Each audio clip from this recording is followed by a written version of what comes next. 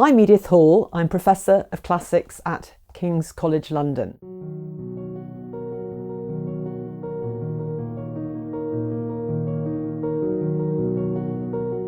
Welcome to my exp.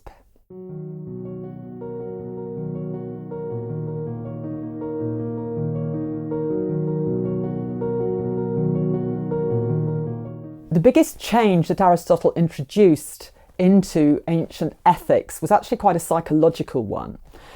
That was that emotions were intrinsically to be encouraged and were good things.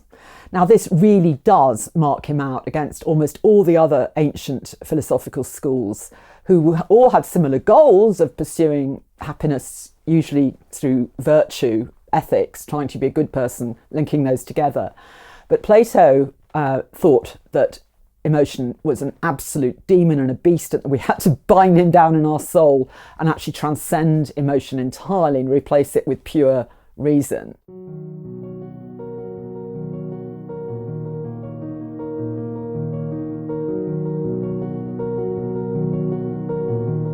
The Stoics, who came a generation after Aristotle, again thought that, for example, an angry man is a temporary madman, and that what we needed to do was learn to control every single desire, appetite and emotion and become this just pure reasoning creature.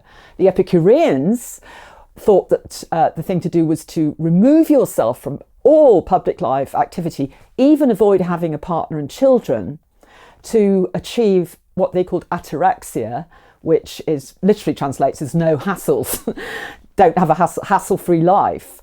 But that means actually disengaging with anything that might ever make you sad or angry or envious or vindictive or feel like sex with someone, to suppress all of that. And the other schools all were varieties of seeing emotion and passion as bad. What is so amazing about Aristotle is because he sees humans as just an advanced animal, that he says, not at all. These are guides to the good. If we listen to our emotions and our passions and our instincts and our physical desires.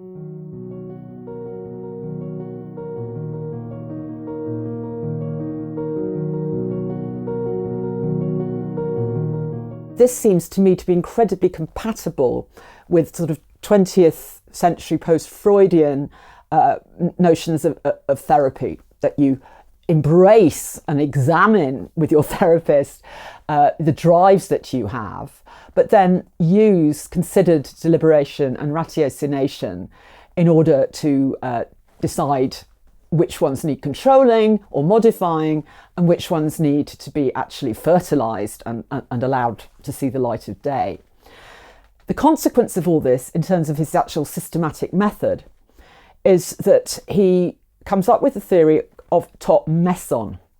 This means the middle way, and it's often wrongly translated by interference from Latin, the golden mean, but he just called it the mean. And he believed that for every emotion and passion and appetite we had, there was a correct median amount to have. So you didn't have a polarized ethics where you had anger and then calm, or raging lust and then some kind of purity or celibacy, or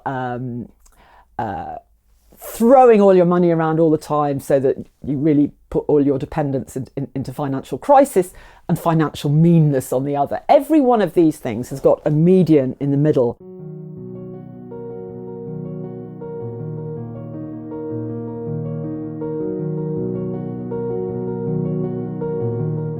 Here's a very good example, revenge. All the other ancient philosophical schools said it was ridiculous and that you shouldn't want ever to have revenge. And that evolved through Platonism into Christianity and turning the other cheek. Okay? Aristotle says, no way. Of course, somebody who's obsessed all the time with getting one back on anybody who's slighted them in the slightest tiny way, and their life is dominated by planning revenge. Of course, that's excessive and must be avoided. But what he said, which nobody else ever had in the philosophical schools, was that someone with no capacity to feel vengefulness is not a proper moral agent. If your child is bullied at school and you don't feel that you want them to have some kind of apology or restitution, and you don't frog march them off to the head teacher's office to demand to know what's happened and how it's going to be sorted out, then you're not acting as a proper moral agent. It's what you do with that vindictiveness.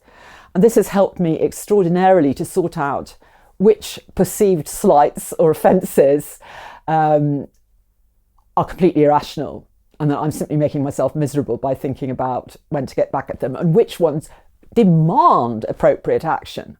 You know, if one of my children loses the capacity to walk because they're run over by a drunk driver, that emotion will get me into court to get money to pay for their wheelchairs for the rest of their lives off the offending party.